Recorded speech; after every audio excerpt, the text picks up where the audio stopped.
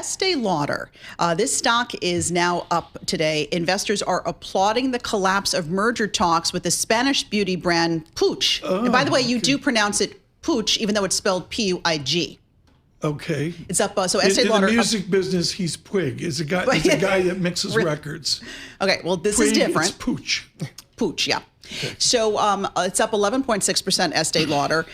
So this news, it caught Wall Street by surprise because these two sides had been talking since March. They thought they were progressing towards a deal. It would have created one of the world's largest fragrance and skincare companies. Why did it fall apart? We don't know for sure. The two sides aren't saying, but Bloomberg is reporting that the makeup artist Charlotte Tilbury was demanding certain compensation in this deal. That was one of the sticking points. Tilbury actually sold her brand to Puig back in 2020, but still has a bit of a stake in the company.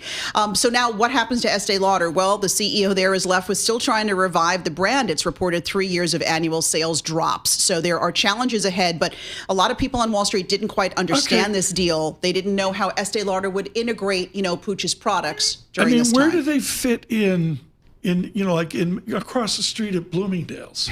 Where does Estee Lauder fit in when I'm looking at the Futurist Hydra Plump Tinted Lip Balm, $38? And that's one of the challenges, is trying to lure the younger skincare product folks, because that's really what they're after right now, even more than the makeup. Are they friend or enemy of Sephora? Estee Lauder? Yeah. I don't feel like I see them in there. And I don't know. Don't start writing me telling me Estee Lauder. They shifted a lot of their focus to online, if I'm not mistaken, right? I mean, I think Amazon and the TikTok shops, they're selling lower priced items to I remember my for instance, really honestly, I think of my grandmother when I think of Estee Lauder and her scent. You go. I mean, that's their challenge. That's the smartest thing I've heard. Next. All right. IMAX soaring 14%. The Wall Street Journal has a story saying that this is the large screen theater company. It's exploring a sale. It's already approached some entertainment companies as potential buyers. Get this, the stock is up 40% since last summer, but it is down 7% so far this year. It got a market cap of about $1.8 billion. I didn't realize this, but premium screens, including IMAX, accounted for more than 5% of domestic box office sales last year. It's taking a bigger share of the box office. I have to tell you, the last movie I saw was in IMAX, and I do not go to the theater very often. But is the Sphere in Las Vegas the new IMAX? That's the question.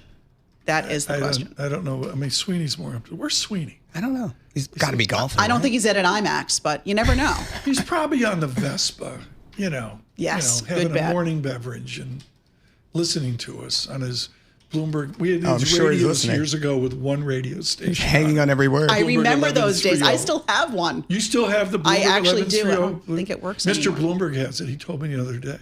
That's how he listens. Do you know what Mr. Bloomberg said to me? No, what? I was listening to you this morning, Tom, and I can't remember a thing you said.